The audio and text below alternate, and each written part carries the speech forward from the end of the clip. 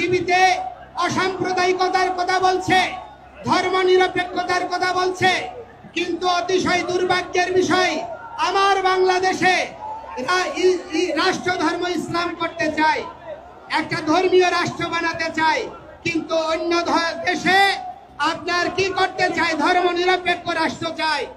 এই রকম দ্বিচারিতা আমরা সহ্য করতে পারি না। রাষ্ট্রের 4টা মূলনীতি অক্ষুণ্ণ রেখে আমাদের সহাবস্থান সুনিশ্চিত করে যদি আপনারা এগিয়ে না যান, তাহলে এই রাষ্ট্র বিভক্ত হতেই থাকবে। আমি অনুরোধ এরকম আরো অনেক রাষ্ট্রবিরোধী কথা, কাজ, শিশু বলাৎকার, সন্ত্রাসী হামলা, হত্যা, মন্দির দখল থেকে শুরু করে কি করেনি তারা। এত কিছু করার পরেও তারা নিজেদেরকে দেশপ্রেমিক দাবি করে। ইসকন একটি সাম্প্রদায়িক সংগঠন। ধর্ম প্রচারের নামে নানা অপরাধ আর সাম্প্রদায়িক দাঙ্গা বাঁধানোই মূল উদ্দেশ্য। সংগঠনটির বিগত দিনে ইসকনের বিভিন্ন কর্মকাণ্ড নজরে রাখলে সংগঠনটিকে সন্ত্রাসী গোষ্ঠী হিসেবে আখ্যা দেওয়া যায়। গত 25শে অক্টোবর চট্টগ্রামে সমাবেশ করে ইসকন। এই সমাবেশ থেকে শুরু হয় সাম্প্রদায়িকতার দাঙ্গা বাঁধানোর মূল ষড়যন্ত্র। আর এই ষড়যন্ত্রের নেতৃত্ব দিয়েছেন সংগঠনটির মুখপাত্র চিন্ময় কৃষ্ণ দাস। চট্টগ্রামের এই সমাবেশে জাতীয় পতাকা অবমাননা করে চরম হিন্দুত্ববাদী সংগঠনটি। জাতীয় পতাকা অবমাননা ও রাষ্ট্রদ্রোহিতার অভিযোগে গত 31শে অক্টোবর চিন্ময় কৃষ্ণ সহ 19 জনের বিরুদ্ধে মামলা করা হয়। এরই জেরে গতকাল চিন্ময়কে গ্রেপ্তার করে ডিবি পুলিশ। তথাকথিত প্রভু গ্রেপ্তারের পর থেকে উগ্র হয়ে ওঠে কট্টর হিন্দুরা। গ্রেপ্তারের পর 25শে নভেম্বর বেলা 12:30টার দিকে চট্টগ্রাম মেট্রোপলিটন আদালতে হাজির করা হয় চিন্ময় দাসকে। শুনানি শেষে বিচারক কাজী শরীফুল ইসলাম তার জামিন মঞ্জুর না করে কারাগারে পাঠানোর নির্দেশ দেন। রায়ের পর তথাকথিত প্রভু মুক্তির দাবিতে চট্টগ্রাম আদালত প্রাঙ্গণে তাণ্ডব চালায় হিন্দুরা। আসামি চিন্ময় কৃষ্ণের প্রিজন ভ্যান আটকিয়ে মুক্তির দাবি জানায় তারা। পরিস্থিতি নিয়ন্ত্রণে নেওয়ার চেষ্টা করলে আইনশৃঙ্খলা বাহিনীর উপর হামলা করে হিন্দু বিক্ষোভকারীরা। এ সময় আদালত প্রাঙ্গণে ভাঙচুর, অগ্নিসংযোগ করে তারা। আইনশৃঙ্খলা বাহিনীর গাড়িসহ বেশ কয়েকটি ব্যক্তিগত গাড়ি ভাঙচুর করে কট্টর হিন্দুত্ববাদী ইসকনের সমর্থকরা। এ সময় একটি মসজিদেও হামলা করে এসব উগ্রবাদী হিন্দুরা। এমনকি সামাজিক মাধ্যমেও ছড়িয়ে পড়া একটি ছবিতে দেখা যায় একজনকে গলা কেটে হত্যা করছে ইসকন অর্থাৎ চিন্ময় কৃষ্ণ প্রভুর সমর্থকরা। পরে জানা যায় নিহত ওই ব্যক্তি আন্তর্জাতিক ইসলামিক বিশ্ববিদ্যালয় চট্টগ্রামের আইনজীবী বিভাগের 19তম ব্যাচের সাবেক ছাত্র ও চট্টগ্রাম জেলার আইনজীবী সমিতির সদস্য অ্যাডভোকেট সাইফুল ইসলাম আলিফ। এসব তো গেল গত 2 দিনে ইসকন সমর্থকদের কর্মকাণ্ডের চিত্র। এর বাইরে বহু আগ থেকে সাম্প্রদায়িক দাঙ্গা সৃষ্টির লক্ষ্যে কাজ করছে ইসকন। ধর্মীয় কার্যক্রমের আড়ালে চিন্ময় কৃষ্ণ প্রভুর মতো সমালোচিত ব্যক্তিদের উদ্দেশ্য ছিল ভিন্ন।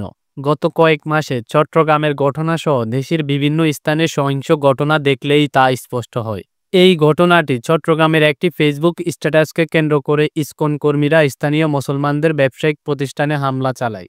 এই সময় তারা মালামাল লুট করার পর ভাঙচুর করে অনেকগুলো দোকানপাট। সেই সঙ্গে কয়েকজন মুসলিম ব্যবসায়ীকে দোকানের ভিতরে অবরুদ্ধ করে রাখে ইসকনের সন্ত্রাসী হিন্দুরা। ঘটনাস্থলে বেশ কিছু মিডিয়া কর্মীর উপর হামলা চালায় বলে খবর পাওয়া গেছে। পরে পুলিশ গিয়ে পরিস্থিতি নিয়ন্ত্রণে আনে। পরিবর্তিত বাংলাদেশ অস্থিতিশীল পরিস্থিতি তৈরি করতেই যেন শক্তভাবে মাঠে নেমেছে হিন্দু সংগঠন ইসকনের নেতাকর্মীরা। 25শে অক্টোবর চট্টগ্রামে এক ধর্মীয় সমাবেশে যোগ দিয়ে বিতর্কিত বক্তব্য দেন ইসকনের মুখপাত্র চিন্ময় কৃষ্ণ ব্রহ্মচারী। এটা সনাতনীদের সমাবেশ, এটা হিন্দুদের সমাবেশ, এটি বেদের অনুগামীদের সমাবেশ, এটি সমস্ত সংখ্যালঘু জনগোষ্ঠীর সমাবেশ। ওই দিন চট্টগ্রামের লালদিঘির মাঠে বাংলাদেশ সনাতনী জাগরণ মঞ্চের উদ্যোগে অনুষ্ঠিত সমাবেশে হাজারো মানুষের উপস্থিতি লক্ষ্য করা যায়। পরবর্তীতে জানা যায় যে দেশে অস্থিতিশীল পরিস্থিতি তৈরি করতে ওই সমাবেশ অনুষ্ঠিত হয়। কেননা হিন্দুদের ওই সমাবেশে অন্য ধর্মাবলম্বী হয়ে ছাত্রলীগ, যুবলীগের কর্মী যুক্ত হওয়ার ফলে এত মানুষ সমাগম হয়। এর বাইরে ইসকনের অসংখ্য কর্মীও অরাজকতা সৃষ্টিতে তৎপর ছিল।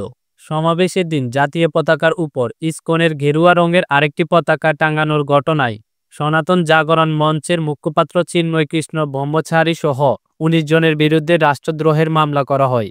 মামলার পর নতুন পায়তারা করেন ইসকনের মুখপাত্র চিন্ময় কৃষ্ণ।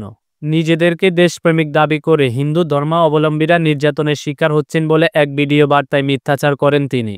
পরবর্তীতে ইসকনের মুখপাত্র চিন্ময় কৃষ্ণ ব্রহ্মচারী সহ 19 জনের নামে রাষ্ট্রদ্রোহের ওই মামলায় প্রতিবাদে দেশের বিভিন্ন জায়গায় উগ্রভাবে বিক্ষোভ করেন ইসকনের কর্মীসহ হিন্দু ধর্মীয়রা। এসব কর্মকাণ্ড ছাড়াও অতীতে এমন বহুবার সন্ত্রাসী কর্মকাণ্ড চালিয়েছে ইসকন। এসব কারণে সংগঠনটির নামে বিভিন্ন সময়ে সন্ত্রাসী কর্মকাণ্ড, ভূমি দখল, মন্দিরে অবৈধ ব্যবসা সহ অনেক ধরনের অভিযোগ তুলেছে খোদ হিন্দু সংগঠনের নেতৃবৃন্দরা। ভোট সাপ্লাই করছে এবং মারামারি করতেছে। তারা প্রচার করছে ইস্কন মন্দির, না, এটা প্রবর্তক শ্রী শ্রী কৃষ্ণ মন্দির। এই মন্দিরেই কিছু উগ্রবাদী সন্ত্রাসী অবস্থান করছে।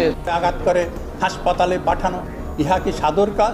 এছাড়া চট্টগ্রামে ইসকন নেতাকর্মীরা সদল বলে স্কুলে স্কুলে খাবার বিতরণের আড়ালে কোমলমতি শিশু শিক্ষার্থীদের হরে কৃষ্ণ হরে রাম মন্ত্র পড়াতে অপকৌশলে লিপ্ত হয়েছে, বারবার যা প্রকাশ্যেও এসেছে বিভিন্ন সময়ে।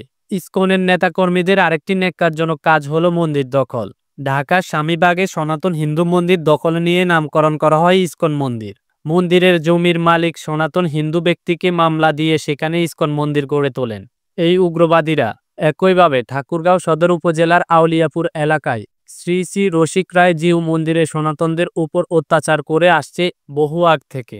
2009 সালের 18 সেপ্টেম্বর রসিক রায় জিউ মন্দিরে দুর্গাপূজা নিয়ে ইসকনপন্থী ও সনাতন ধর্মাবলম্বীদের সংঘর্ষ হয়।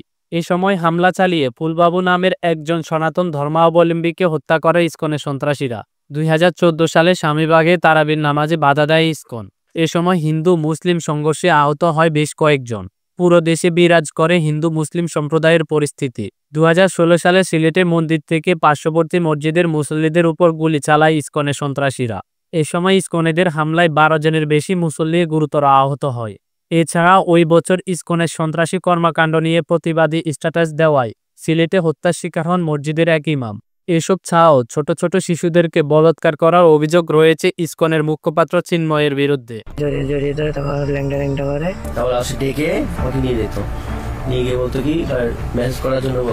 শিশুদেরকে বলাৎকার করার অভিযোগে গেল বছর চিন্ময় কৃষ্ণের বিরুদ্ধে নিষেধাজ্ঞা জারি করা হয়। ওই নিষেধাজ্ঞায় ধর্মীয় বিভিন্ন কর্মকাণ্ড থেকে বিরত থাকার নির্দেশ দেওয়া হলেও সতর্ক না হয়ে ইসকনের পক্ষ থেকে সন্ত্রাসী কর্মকাণ্ড চালিয়ে গেছেন চিন্ময় কৃষ্ণ ব্রহ্মচারী। মূলত বাংলাদেশে সাম্প্রদায়িকতার প্রকোপ বাড়াতে মুসলিম বিরোধী বিভিন্ন কাজে ইন্ধন দেয় ইসকন। হিন্দু মুসলিম সাম্প্রদায়িক দাঙ্গা বাঁধাতে উদ্দেশ্য প্রণোদিতভাবে ইসকনের কর্মীরা এমন কর্মকাণ্ড পরিচালিত করে বলে মনে করেন দেশের সচেতন মহল। এই সরকার আসার পরেই তারা যেভাবে প্রোগ্রামটা শুরু করেছে তে একেবারে ক্লিয়ার মেসেজ হলো যে গত সরকারের আমলে হিন্দুদের উপর অনেক অত্যাচার হয়েছে, অনেক নির্যাতন হয়েছে, এরকম অনেক প্রমাণও আমাদের কাছে আছে। বাট ইসকন কিন্তু গত 15 বছর ধরে কোনো ধরনের কোনো প্রোগ্রাম করেনি। সাম্প্রদায়িক সম্প্রীতির বাংলাদেশে ইসকনের এসব পায়তারা সুবিধা নেওয়ার জন্য প্রস্তুত ভারতের উগ্র বিজেপি ও রাম ভক্তরা। ধর্ম বিশ্লেষকদের মতে এমনটাই জানা যায়। তারা যে বাংলাদেশে অস্থিতিশীল পরিস্থিতি সৃষ্টি করতে চাচ্ছে, এই ইসকনের ভিতরে তো ইসকনের সেই সদস্যরা নেই যারা ইসকনকে, যারা ধর্মপরায়ণ ইসকন, যারা হিন্দুত্ববাদের, যারা কৃষ্ণ নামকে প্রচার করে, এই ইসকনের ভিতরে সেই ইসকন নাই। এই ইসকনের ভিতরে আওয়ামী লীগ। ইসকন গৌড়ীয় বৈষম্য মতবাদের অনুসারী একটি হিন্দু ধর্মীয় প্রতিষ্ঠান। ভারতের মাধ্যমে বাংলাদেশে বিভিন্ন বিতর্ক কর্মকাণ্ড চালায়। এটি প্রতিষ্ঠিত হয়েছে আমেরিকার নিউ ইয়র্কে। 1966 সালে স্বামী প্রভুপাদ প্রতিষ্ঠা করেন এই সংগঠনটি। বাংলাদেশে যে ইসকন নামের যে সংগঠনটি, এই সংগঠনটি আমার কাছে মনে হয় যেটা একটা উগ্রবাদ। প্রতিষ্ঠার পর থেকে একের পর এক বিতর্কিত কর্মকাণ্ড চালিয়ে যাচ্ছে হিন্দু সংগঠনটি।